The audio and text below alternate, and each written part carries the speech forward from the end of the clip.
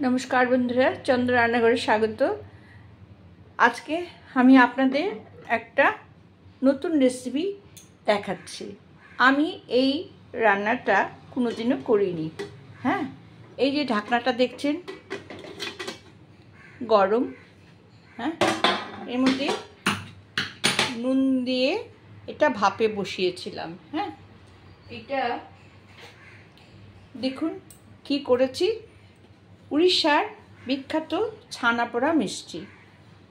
অবশ্যই আমি এই রেসিপিটা জানতাম না। আমি এটা সাহায্য নিয়েছি। হ্যাঁ, কোথায়? বেঙ্গল যে এটা আছে কুকি, সেইটাতে সাহায্য নিয়েছি। হ্যাঁ, আমি চেষ্টা করেছি করার। আচ্ছা দেখুন, এটা করতে আমার 25 মিনিট সময় লেগেছে।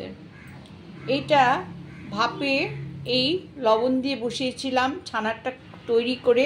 আমার রেসিপি আছে ছানা কি করে তৈরি করতে হয়। সেই ছানাটা কি কি উপকরণ দিয়ে মেখেছি সেটা আমি ডেসক্রিপশন বক্সে দিয়ে দেব। আচ্ছা, এটা হয়েছে কি না তার জন্য আমি এই ছুরিটা ঢোকালাম। দেখুন কোনো কাদা কাদা ভাব নেই। এটা কিন্তু এক পাশ পোড়া পোড়া হয় আর ওপরটা সাদা থাকে। হ্যাঁ, এইটাকে আমি প্লেটে ঢেলে আপনাদের উপর করে দেখাবো এবং কেটে দেখাবো কেমন সুন্দর হয়েছে। দেখুন এটা ভীষণ গরম। গরম অবস্থায় আমি উল্টাচ্ছি। দেখছেন একটু ঠান্ডা করে তারপরে মানে একটু ঠান্ডা হবে তারপরে তুলবেন, না হলে এইটা হয়তো এর সঙ্গে অনেকটাই উঠে আসবে। আচ্ছা দেখছেন, আচ্ছা একটু উঠে এসেছে পাশে। এবার আমি কেটে দেখাচ্ছি। হ্যাঁ, এই দেখুন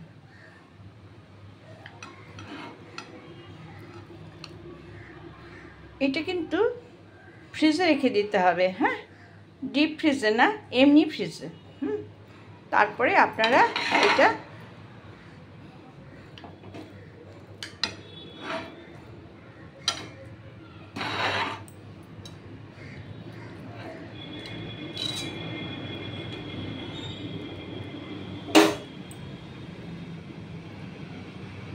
দেখুন ওপরটা এরকম আর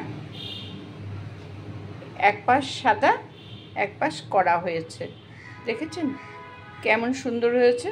হ্যাঁ, এই যে ঠিক এটা ছানাপোড়া মিষ্টি এই রকম হবে। হ্যাঁ, এটা আপনারা যদি আরও কড়া খান তাহলে আরও 5 মিনিট, 25-এর জায়গায় 30 মিনিট এটা দিতে হবে। হ্যাঁ, আচ্ছা বন্ধুরা, ভালো লাগলে সাবস্ক্রাইব করেন, লাইক করেন, শেয়ার দেবেন।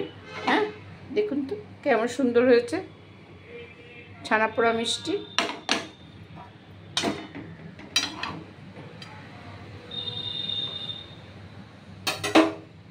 ওকে বন্ধুরা, রাখছি।